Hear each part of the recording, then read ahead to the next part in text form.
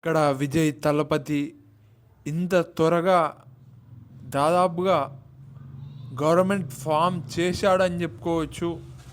అంత ఈజీగా గవర్నమెంట్ అనేది ఫామ్ చేస్తాడు అని నేను అనుకోలేదు.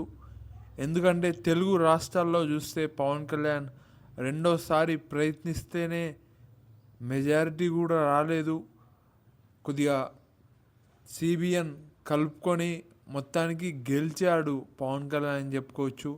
అంత ఈజీగా పవన్ కళ్యాణ్ గారికి ఆ మెజారిటీ, ఆ సపోర్ట్ అంటూ రాలేదు.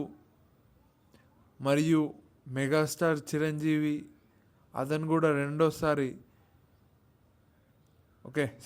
ఒకటోసారే ట్రై చేశాడు, అనుకోకుండా రాలేకపోయాడు. కనీసం మంచి సీట్లు కూడా సాధించలేదు మెగాస్టార్ గారు. ఇలా పవర్ స్టార్ మెగాస్టార్ సంగతి ఇలా అయిపోయింది. ఇంకా లోపలికి ఆలోచిస్తే విజయ్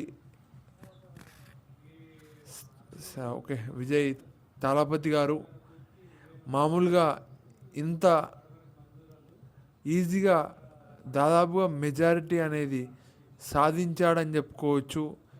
ఇంత ఈజీగా మెజారిటీ దాదాపుగా సాధించాడు అని చెప్పుకోవచ్చు. మళ్ళీ ఎవరితో కలిసి గవర్నమెంట్ ఫామ్ చేస్తాడో తెలియదు, కానీ చాలా వరకు చాలా కష్టపడ్డాడని చెప్పుకోవచ్చు. చాలా ఈజీగా కూడా వచ్చినట్టుగా కనపడుతుంది.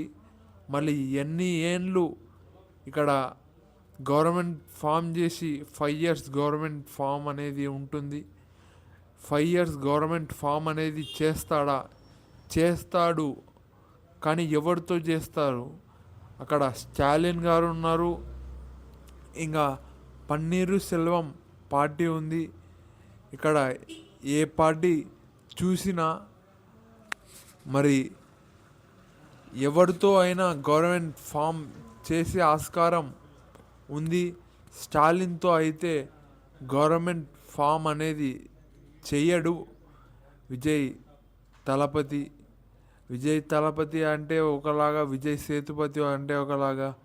ఇక్కడ మనకు రజనీకాంత్ గారు పాలిటిక్స్లోకి వస్తాడు అని చాలా వరకు ప్రజల్లో ఉండేది.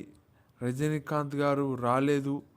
ఇక్కడ విజయ్ తలపతి గారు ఎప్పటి నుంచో దాన ధర్మాలు చేస్తూ అలానే వచ్చాడు.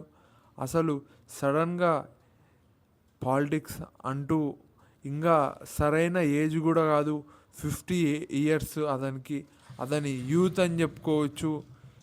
యూత్ ఏజ్లో పాలిటిక్స్కి రావడం మామూలు విషయం కాదు. చాలా వరకు బిజినెస్లు అనేటివి వదిలేసుకొని ఒక నిజమైన లీడర్గా ఇక్కడ ప్రజల్లోకి వచ్చాడని చెప్పుకోవచ్చు విజయ్ తలపతి.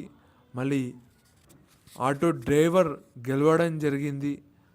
ఆటో డ్రైవర్ గెలుస్తాడు అని అనుకోలేదు, కానీ గెలిచాడు. సీట్ ఇచ్చాడు, గెలిపించుకున్నాడు. ఇలా వెస్ట్ బెంగాల్లో చూస్తే పని మనిషి గెలిచింది బీజేపీ తరపు నుంచి.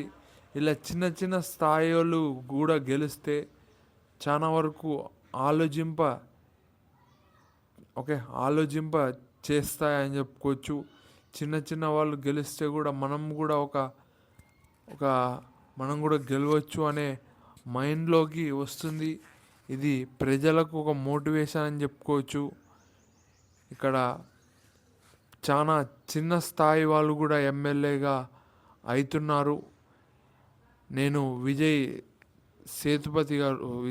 తలపతి గారికి నేను ఈ వీడియో ద్వారా చెప్పదలుచుకునేది ఏం లేదు. ఇంత త్వరగా ప్రభుత్వం మీ చేతుల్లోకి వచ్చింది, మీరు ఏమన్నా చేసుకోవచ్చు అనేటట్టుగా ప్రజలు మీ చేతికి ఇచ్చారు మంచి ఆలోచనతో. మళ్ళీ మీరు ఏం చేస్తారో చూడాలి. మీ ఆలోచన మంచిగా ఉంటుంది అని నేను అనుకుంటున్నా. ప్రజలు కూడా నమ్మి ఓటేశారు. తప్పకుండా విజయ్ తలపతి గారు అందరి నమ్మకాన్ని నిలబెడతాడు. సినిమాలో హీరో, రియల్ లైఫ్లో హీరో.